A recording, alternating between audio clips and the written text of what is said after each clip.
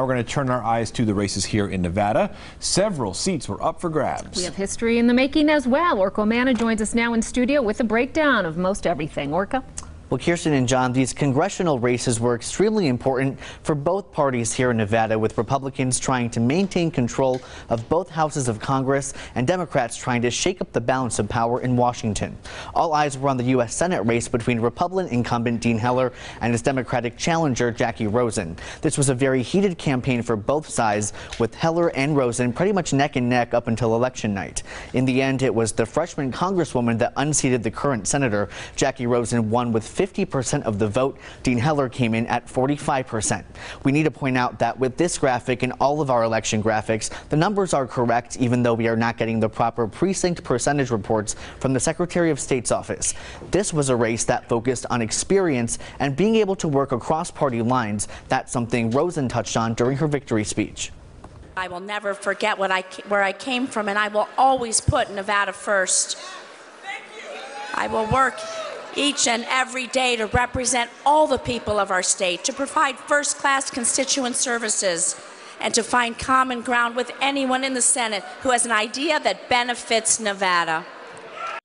Dean Heller was the only Republican senator in the nation up for re-election in a state where President Trump lost. He had not lost an election in 30 years, but that changed last night. Although he was disappointed by the outcome, Heller offered to help Rosen in her new role.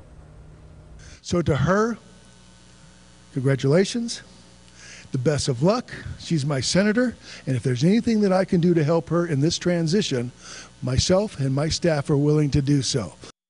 Moving on to the other congressional races here in Nevada, the battle over District 3 was also hotly contested. Democrat Susie Lee came out on top with 51% of the vote, and Republican Danny Tarkanian coming in at 43%.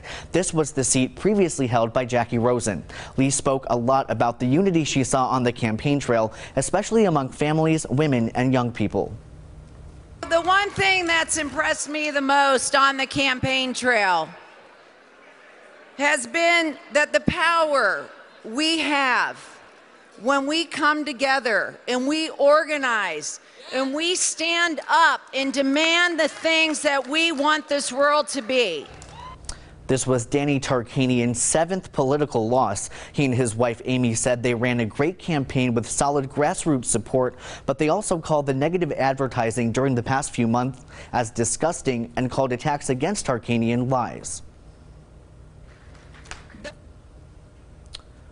All right, I guess we don't have that sound right now, but again, there were 3 other congressional races last night, including in the 4th district. Democrat Stephen Horsford won against Republican Crescent Hardy. They both had previously been members of Congress, but were not reelected. We have results from District 1 as well. No surprises here. Democrat incumbent Dina Titus won re-election with a good chunk, 66% of the vote, against Republican challenger Joyce Bentley.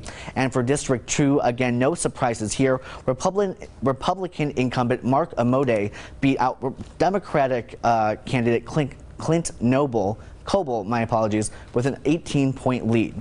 So just to recap, all of the congressional seats up for election in Nevada, except for one, went to Democrats, and you could definitely feel the excitement at the Democratic headquarters last night. Back to you. Thank you so much, Orca.